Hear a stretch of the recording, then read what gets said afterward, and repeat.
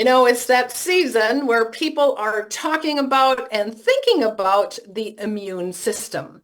How do we strengthen it? And with all the information out there, what do we know? I was just watching TV the other day, and even on a Cheerios commercial at the end, a young girl jumps up in the air and says, with beta glucans.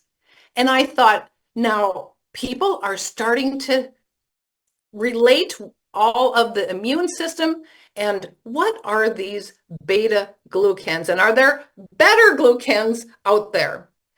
Well, I am honored to have our special guest speaking today because, first of all, we just love him in Zinzino. He is so wise in everything in nutrition. He loves to nerd in all of this so that the rest of us really don't need to. And he's here today to talk to us about our immune system and what we can do for ourselves and our families to have the strongest immune system. So let us all please welcome Dr. Paul Clayton. Hello, Dr. Paul. Hey, did you just call me a nerd? Okay. I read that, so I get to say that you nerd in the sciences so that the rest of us don't have to. Can I I call I always Dr. thought of myself as more of a geek than a nerd, but okay. Okay, we'll call it a geek, but we're saying you're nerding in this area. So, Dr. Paul, I know for me, and I have three grandchildren, and when they get started at school and it seems like everybody gets sick all at the same time, and there's this, recurring thing that they're getting one of them sick and the next one sick, and we're coming to this where it's starting to, even the colors are beautiful, but it's starting to get chilly out there. And what can you tell us more in regards to what we can do to strengthen our immune system? And what are these beta glucans anyway? Well, this does tend to be that time of the year when people start getting more sick, more coughs and colds and flu. And it's not because of the cold weather. It's probably because the days are getting shorter. Our vitamin D levels are going down. That hurts your immune system. And also because we're spending a little more time indoors, where we're in close proximity to other people, in conditions where it's easier to spread bacteria and viruses. But I'll talk a little bit about beta glucans because they're certainly important, very important, in determining how effective your immune system is at keeping you safe. And I know that you have this breakfast cereal that's talking about containing beta glucans. That's a different kind of beta glucan. It's not the right one. There's lots of different kinds of beta glucans, and the one that they are putting into the breakfast cereal are really more to do with improving the microbiota, more to do with the digestive system. And I'll talk a little bit how they're different from the beta glucans that we use to improve immunity. They're different. They're related, but different. So in order to demonstrate that, let me show you some slides. I'll go through them very quickly. And after that, as usual, we'll throw everything open for questions. Now, all I've got to do is to find the slide. It's looking great, Dr. Paul. What can you see when you look at the screen? It says Y1316 beta glucans, and I'm looking forward to hearing that answer. I'm glad you can see it. Oh, I can too. It's just arrived. Okay, so Y1316 beta glucans, and are there possibly better glucans? Well, the 1316 beta glucans are really, really important. And the whole story about beta glucans is that they used to be there. They used to be a big part of our environment. And then for a variety of reasons, they kind of went away. And I'll talk about how that happened and why it happened. And when they left the stage, they left our immune systems naked. And what's that TV program? Naked and Afraid, something like that. Our immune systems are really not working too well as a result of this. And it's a critically important issue because right now we're seeing more and more infections. We're seeing what the CDC and other experts are calling the end of the age of antibiotics. So I'll take you quickly through some of the negative changes that we've seen And it goes back to 1950, actually. But in 2010, there was a very major sort of problem which emerged, which was something called New Delhi metallolactamase 1. And this was a mutation that occurred. It was seen first in one strain of bacteria, then it emerged in many others, which made many bacteria which had previously been sensitive to antibiotics in, for example, the penicillin family, suddenly they were resistant. And partly related to that, we saw this huge problem in tuberculosis. And in 2011, we saw tuberculosis becoming moderately, multiply drug resistant, then extremely drug resistant. And now we have to deal with something called totally drug resistant tuberculosis, which means that the tuberculosis that's coming back now, and it's associated with poverty. We see a lot of it in the prison system. We no longer have any drugs to treat it whatsoever. So we've gone straight back to the 19th century. We have a disease which we have been able to cure it. We can't do it anymore. It's becoming, once again, lethal. There isn't very much we can do about it. CDC said in 2012, gonorrhea has become impossible to treat. All the cases that we're seeing are resistant to all the antibiotics we have. Carbapenem-resistant Enterobacteriaceae, that's an important category of pathogens. The numbers of strains which are resistant increased by 500% in 5 years. And this is bad news, because if you're infected by one of these, 1 in 2 of you are going to die. Another area where we are losing the battle against the bugs. And this led to the Centers for Disease Control issuing a statement saying in 2014, we are entering the post-antibiotic era.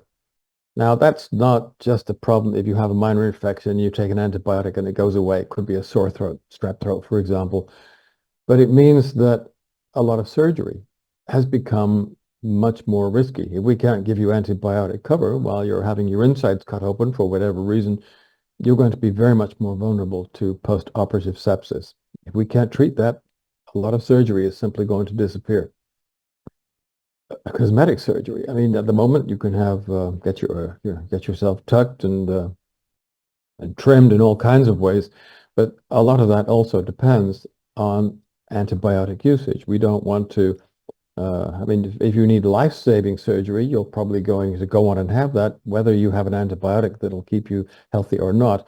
But if it's simply an elective cosmetic procedure, would you still want to do that when the risk of having your nose altered or whatever else you're having done might be the end of your life? I think it changes very substantially the way we think about elective surgery.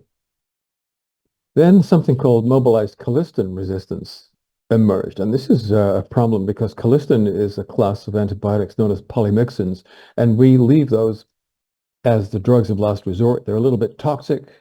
So we don't use them unless we absolutely need to. If all of the other drugs have failed, then we use them. But the problem is bacteria are becoming resistant to this class of antibiotics too. The very first plasmid, which is a little circular strand of genetic material, which gives the bacteria resistance to the polymyxins, the very first one was seen in 2015. It appeared in pigs and in humans, first of all in China. A year later, it arrived in the United States. Bacteria are no respecters of the southern border or any kind of border. They spread all over the world. And we saw it in E. coli, which is very common, in Klebsiella pneumoniae, equally common. This is a problem. It's getting very, very serious. And when you have a coliform bacteria, E. coli, which is resistant to polymyxins and carbapenems, and we're seeing a lot of those now, we can't treat them. We cannot treat these conditions. And now we're seeing, as we saw with tuberculosis, Klebsiella pneumoniae, a very common cause of respiratory tract infections, they're becoming impossible to treat too. So no wonder the numbers of deaths, which are attributable to being infected by antibiotic-resistant strains of microbes, at the moment it's about 5 million deaths worldwide. But if you look at the United Nations report projections, they're saying by 2050 it's going to be at least 50 million. And I think that's a conservative estimate.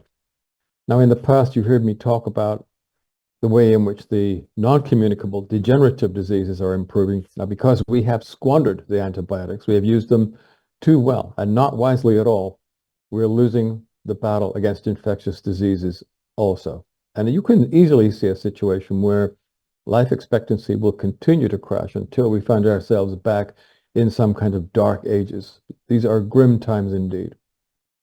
And as if that weren't bad enough, we're seeing more and more diseases, zoonotic diseases, starting to affect humans. Now, a zoonotic disease is a disease that originally its main host is not human at all. It's some kind of animal or avian species.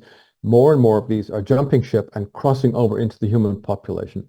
I don't have time to explain exactly why this is happening. It's a complicated story, but the science has been pretty much well worked out. And we saw this with strands, species of malaria that previously had not infected humans. HIV was not originally a human virus. SARS, Hanta, Marburg, Ebola, bird flu, swine flu, monkeypox. The list is a long one. It's growing rapidly. There's been 47 new viral infections, completely new. We have not seen in humans before since 1990, and more are coming. We're also starting to see bioweapons. Now, GoFu, I don't know what you think that stands for. It stands for gain of function. And COVID-19, yep, that's a lot of evidence that that was a gain of function bioweapon that escaped from a laboratory. The work originally done in Fort Detrick in Maryland, subsequently transferred to Wuhan. It was almost certainly not a natural virus. It was almost certainly something that had been prepared in the lab, designed to infect human beings. Just got out a little bit too early. So I think we need alternatives. Not only because bacteria are becoming more resistant, not only because more pathogens are jumping into the human population, but also because, given the way in which the world is currently working, I think we're going to be seeing more bioweapons being developed. And of course, it's always going to be the case that some of them are going to escape the labs where they're kept because of carelessness, because sometimes human error, and who knows, sometimes done deliberately. So do we have alternatives? And the answer is we do. We could move away from magic bullets because that's what the antibiotics originally were conceived of. They were a bullet that would kill the microbe and not the man.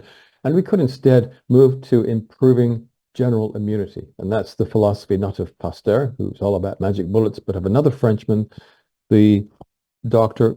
Claude Bernard, who we think of as the father of physiology. Now, some people are already doing this. Some people already have stronger immune systems than we do.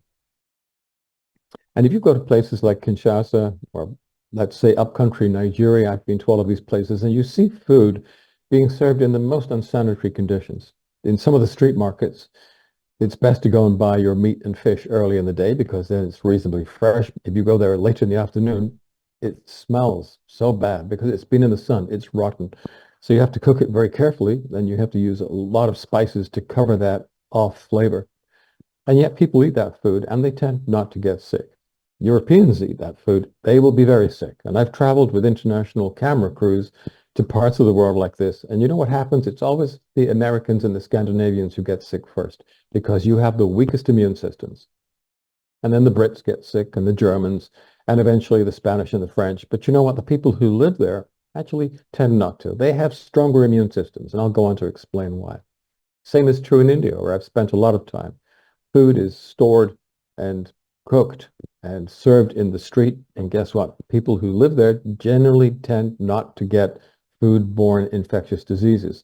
If you were to do that, you almost certainly would. Delhi belly is famous. People, Europeans and Americans who go to India, almost inevitably pick up some kind of food or water-acquired infection, and they have to suffer through that, and it's not very pleasant.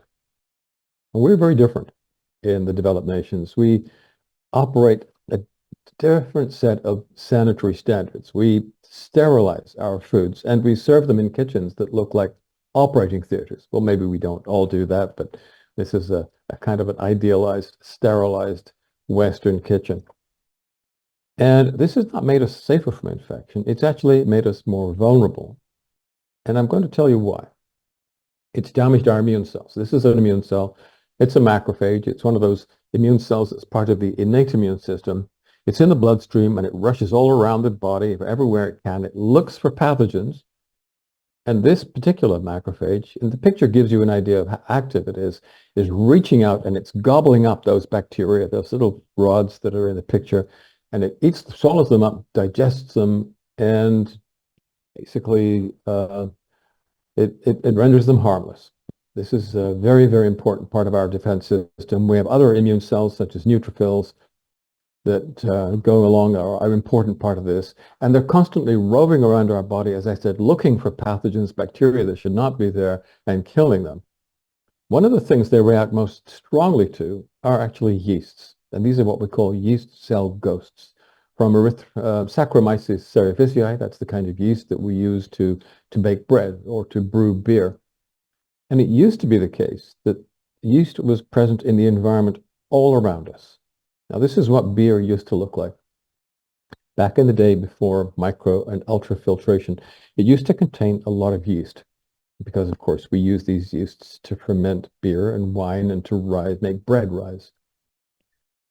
We used to drink a lot of beta-glucans. We used to eat a lot of them. They were naturally there in our foods and in our drinks. Well, beer doesn't look like that so much anymore. It looks like this because we've filtered all those beta-glucans out, all the yeast out. And by taking the yeast away, we've actually told our immune cells that when they see yeast, they wake up and they start becoming very active. We've told our immune cells, stand down. There isn't a problem. Put down your weapons, go back to the barracks and go back to sleep. And that has paradoxically made us very much more vulnerable to infection. We used to consume significant amounts of yeast and therefore beta-glucans, because they're in the cell wall of yeasts, in baked goods. But we don't eat as much bread and baked goods as we used to. We're not as physically active, or we simply don't eat as much food. And new technologies in bread production mean very often that the breads we eat today do not contain anything like the same levels of yeast and beta-glucans that they used to. And the other source of yeast, and the source that meant that we were constantly eating beta-glucans, was the low-level background contamination of yeasts that was present in almost every mouthful of food that we ate and every glass of liquid that we drank and every breath of live air that we inhaled. Yeast cells were always present. They're in the spots on the apples. And it turns out that the spots on the apples or on the pears were almost as important for us, perhaps as important for us, as the other nutrients in the fruits, because they contain beta-glucans. And then we kind of changed. We started a kind of chemical war on agriculture.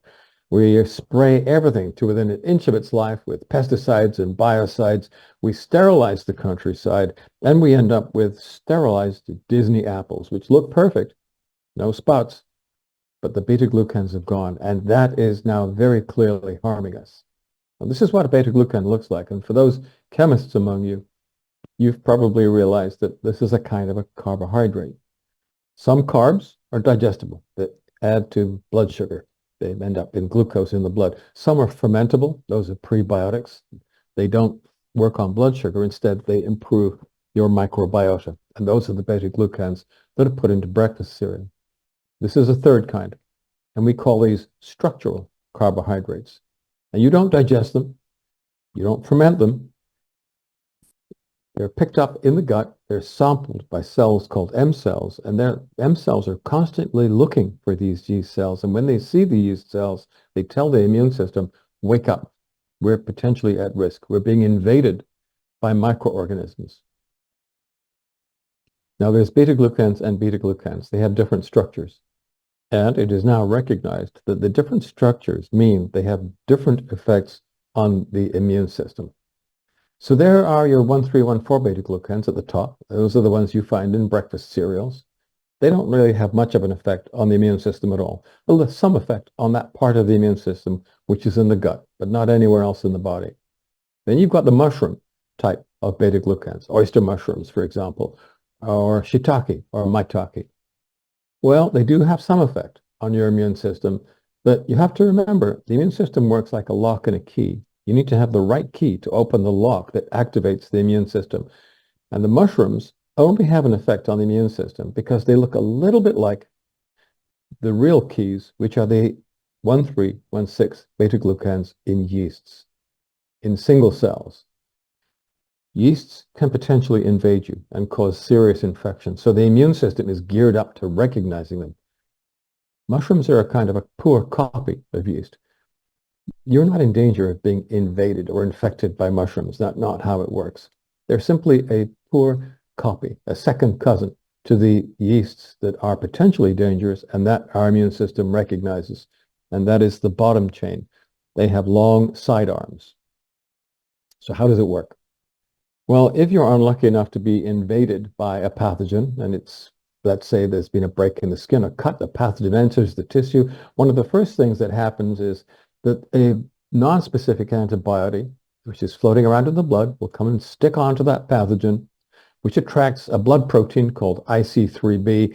And this whole complex, the antibody, that's the Y shape, and the protein, which is the red circle, they start to break down and they release a cloud of smaller molecules, which creates what is known as a chemokine. I'm sorry about the jargon, but obviously the concentration of these little fragments is very close, very high, near to the pathogen. The further away you go, the lower the concentration is. Our immune cells have the ability to sniff out these compounds, and when they sniff them, they automatically move to higher concentrations, and in this way, they find their way to the site of the infection itself, and they'll have some effect. But they need to have another receptor activated, which is where the 1,3,1,6 beta-glucans come in. It's a dual key system. And when the immune cell is activated doubly, once by the pathogen and once by the beta-glucan, at that point, that cell is now primed. It binds to the component on the pathogen and it initiates the kill sequence, which kills the pathogen. And it becomes so much more effective at doing that when the beta-glucans are present. I won't go into this whole diagram. It's very complicated, but this is the state of the art now. We have come to understand how the beta-glucans do this, how they improve the efficiency of the immune response, and they do so through an epigenetic effect. That is, they act on the mitochondria in your immune cells. The mitochondria are where the energy is generated in a way that gives the immune cells more energy,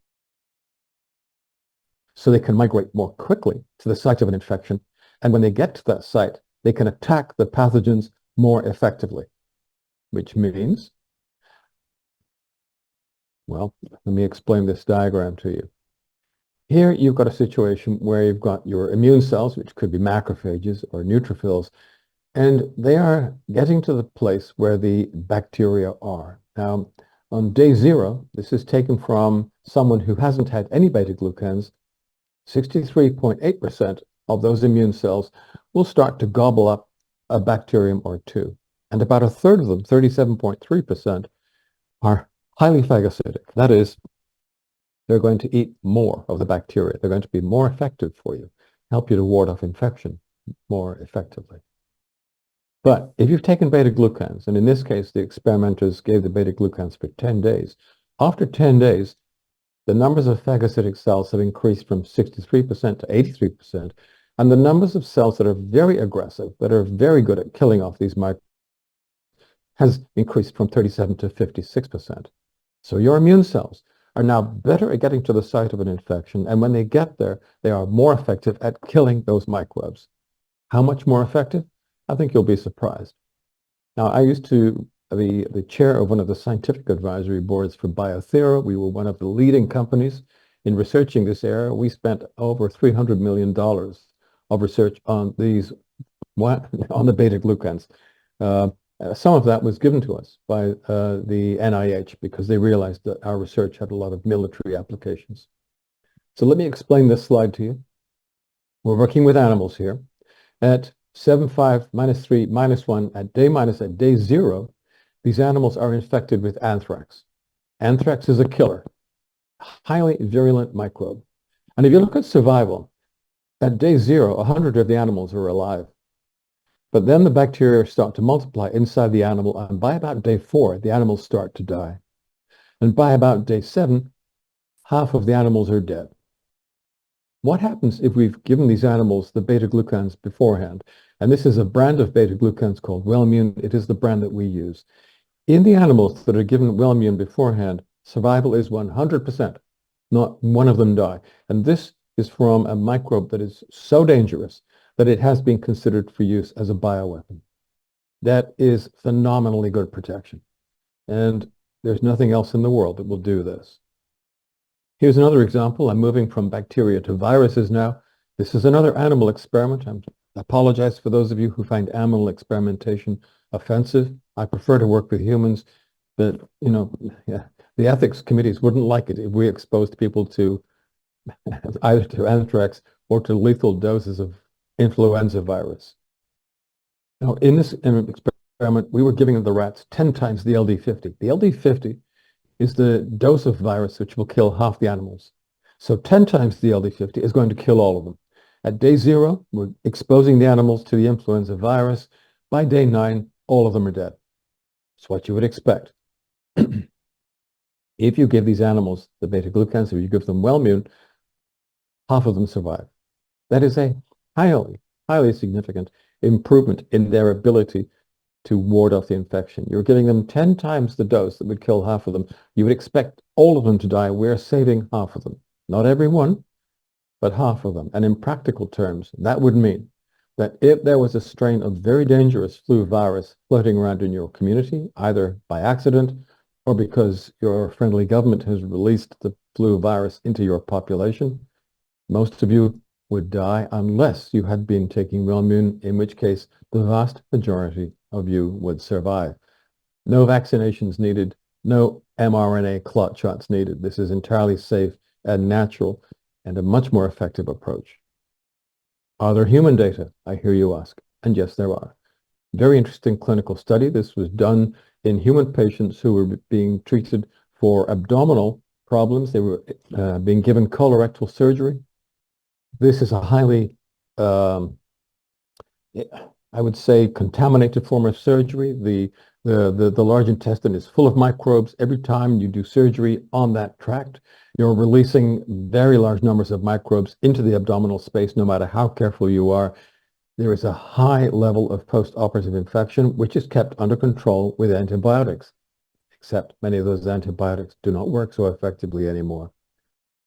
If the patients were given beta-glucans before the surgery, you can see that the post-operative infection rate shifted. It dropped down from 1 in 4, and at a dose of 1 milligram of beta-glucan per kilogram body weight of the patients, there was effectively almost 100% resistance to infection. No cases of post-operative sepsis whatsoever. If any of you are unlucky enough to have to go into the hospital for elective surgery, I would very strongly recommend that you take beta-glucans before you go in. That's probably the best, most effective insurance policy that you could possibly adopt. And it turns out that the beta-glucans have a relevance to allergy as well, because they're mostly acting on the innate immune system, but the innate immune system and the adaptive immune system, which is involved in allergy, they talk to each other. And they talk to each other at the level of what we call, it's a cell type called the mucosal dendrocyte. You don't need to know the jargon.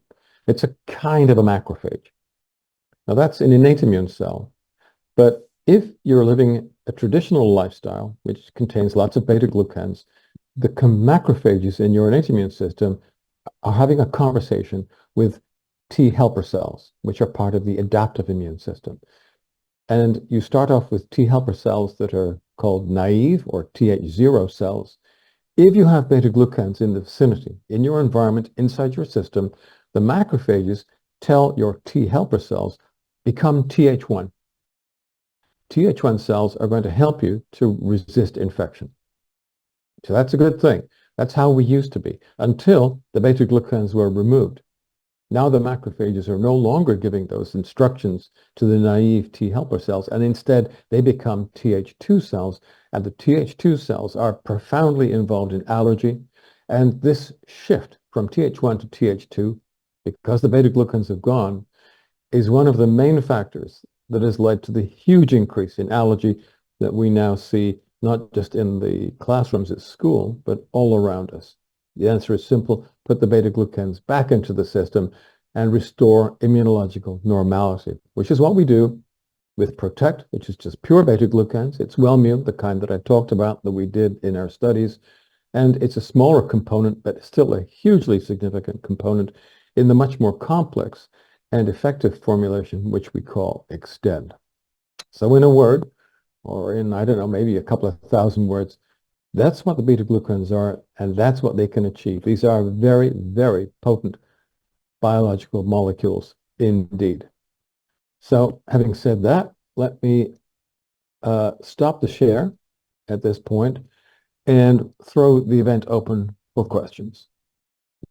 Thank you so much, Dr. Paul. There is so much in there, and it gets people excited about what we really can do ourselves to really build up that strength again. And like you said, it gives, it gives more energy to the right areas of the mitochondria. So exciting. Okay, I do have a question here in the chat that are asking about the forever chemicals, like the different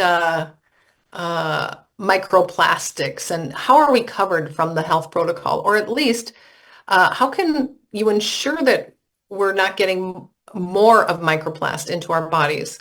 Is there anything that the Zinzino supplements are doing in regards to helping with other outside things? Well, Julio, thank you for that question. But what we're doing certainly with beta-glucans, we're targeting microbes, not microplastics. Now, microplastics are very hard to avoid because they're everywhere now, both microplastics and, of course, plasticizers. We have not been particularly careful in the way that we use and then discard plastics. And you now find them not only widely distributed in the environment, but you find them in almost every biological and physiological compartment in the body. They're present in our bloodstreams. You find them in the placenta. You find them in the brain. They're everywhere. And they're probably not doing us very much good. The Zinzino health protocol is not designed to protect against microplastics because the solution to this particular problem is not something that we can control. What we have to do is adopt better usage and environmental practice. At the moment, I think only 5% of plastics are recycled. 95% of them end up in the waterways and in landfills, and they're constantly breaking down, leaching into various life forms at the big bottom of the terrestrial and the marine food chains, and then eventually coming to us. And they're in the air, they're falling in the rain, they're in the groundwater. It's estimated, and probably you've heard this before, that each of us consumes enough microplastics in the year. It's about the equivalent of a credit card, maybe more. This is certainly not good for us. We don't have a specific antidote. We know that one of the things that these microplastics do is that they do seem to create or upregulate various inflammatory responses, and of course those we can reduce and modify and modulate. But I think the microplastics are doing other things as well. We can't cope with all of that.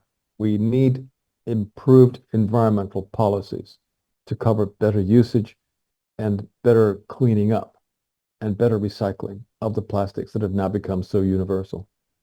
I'm sorry, Julio, that might not be the answer you want, but this is a huge, wide world problem. We only have access to a small part of it. Wonderful. Well, thank you, Dr. Paul. Anne is asking, should we be taking Protect every day? Should we be taking one or two? Should we be adding more if we have different conditions? What should we be doing? Or maybe in the seasons? Or how would you recommend? Well, I think that if you have a seasonal allergy, not all allergies are seasonal, then you can act accordingly. So you can start taking beta-glucans at the start of the season and continue to take them until the end. If you're more concerned, if you're going to go into hospital for elective surgery, for heaven's sake, take the beta-glucans for a few days before you go in and continue with the beta-glucans until you've healed.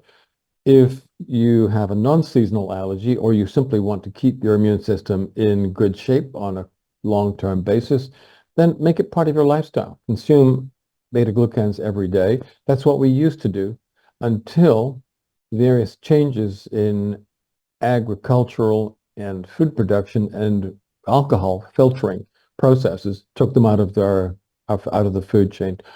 When we take beta-glucans, it's not as if we're taking something new. We're actually putting something back into the system that always used to be there. We're restoring immunological normality. Okay. So I don't always like to get into specific cases. So I'm going to ask this more generally because Roberta is asking, when kids nowadays, you see a 19-year-old, he's healthy and a professional basketball type player, and then all of a sudden you have these antibodies that usually fight infection and it starts to attack the system. Is that tied into the immune system, or is that something separate, or what can we be doing for that? Okay, well, that sounds to me as if it's a kind of an autoimmune condition. There isn't a diagnosis, that specific diagnosis mentioned in the chat box, but it's one of it's a relatively small number of conditions that it could be. Now, the numbers of autoimmune diseases have increased dramatically. When I was at medical school in 1968, there were maybe a dozen, maybe a few more autoimmune diseases, and they were uncommon conditions. Now they're one of the most prevalent conditions of all, and we've seen them not only increase in frequency, we've seen the emergence of a whole new families of autoimmune diseases. So clearly something is wrong about the way in which we live, which has made these much more important. One of the things that has made them more important is increasing dysbiosis. If you have the wrong bacteria in the colon, you end up with what we know as leaky gut. Bacteria in the gut are able to escape. They get into the blood system, they get into other tissues and hide. This has now been identified as an important cause of what we used to think of as being autoimmune disease. It is possible that the effective removal of 1,3,1,6 beta-glucans from our personal environments has made a contribution to this, and various other factors have played into it as well. So let me just quickly say that protect and extend are not the answers to this boy's problem. He has an autoimmune condition, I'm almost certain of that from the description, which is causing intense focal chronic inflammatory stress. And the important thing to do here is to alleviate that. And if you can prevent that chronic inflammatory stress and damp it, you're going to reduce the amount of damage to the end organ, which in this case is the neuronal muscular interface. So we want to cut that chronic inflammatory stress down. We can use other tools to do that. And I think that it may be possible, I hope it's possible, to stabilize this boy's condition and perhaps even permit a degree of recovery. I'm not going to make false promises and give you false hope. It's impossible to say because I know nothing about this individual case, but I've seen similar cases where we have seen a great deal of restoration of function, in some cases effectively complete restoration. I love that. We're making a difference and an impact in the world. So someone is asking, because you mentioned both the protect and the extend, if you're really wanting to get healthy or have that immune system, can you be taking both? And is one better than the other for the immune system?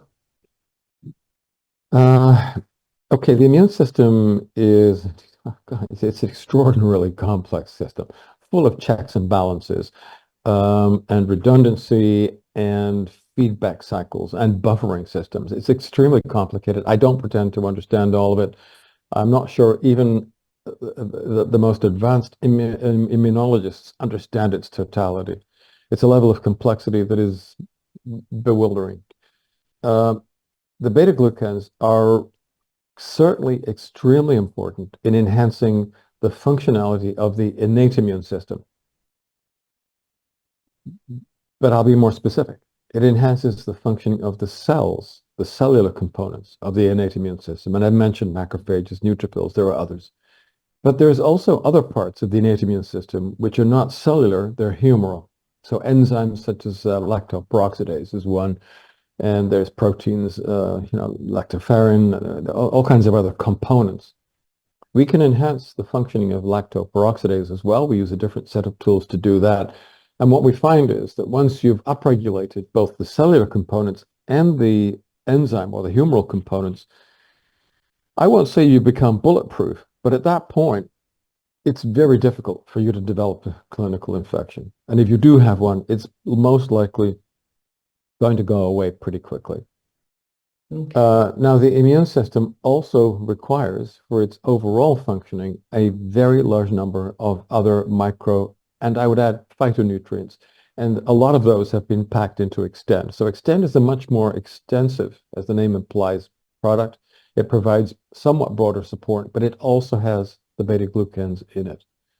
So it's more expensive accordingly. The Protect is the less expensive version, and it means that the beta-glucans can be made available at a lower cost and more people can buy into them. And I think that's important. I like that. Thank you. Dr. Paul, Magdalena is asking, we hear more of these heavy metals that are affecting our body, affecting our brain. Is that affecting immune system? Is there something we can do with that? Oh, good Lord. Well, this is opening up another can of worms. Okay, there's a whole range of heavy metals, so-called, and not all of them are heavy. For those of you who are interested, I have a blog, which is, and I'm going to type the address of the blog into the chat box.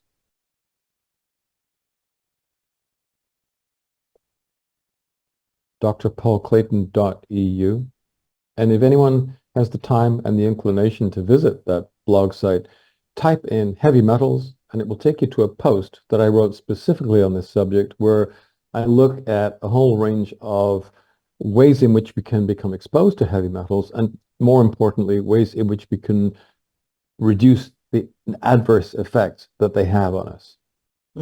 Okay, wonderful. I'm going to ask one last question. So when we're talking immune and we're talking extend and our protect, now is the rest of the health protocol, would you recommend taking the health protocol, all of it, for the best immune system, or is it, does it matter for that?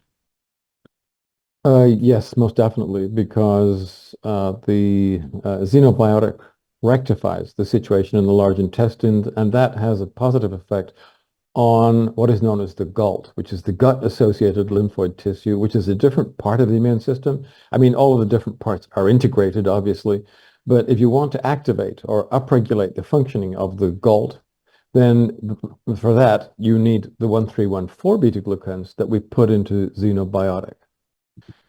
It's probably an indirect mechanism.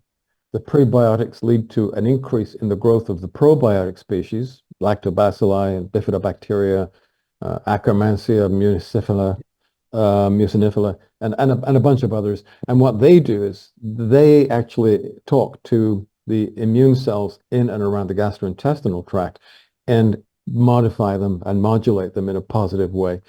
So, as I said, the immune system is really complex. Honestly, I don't pretend to understand all of it. I just understand enough of it to be dangerous.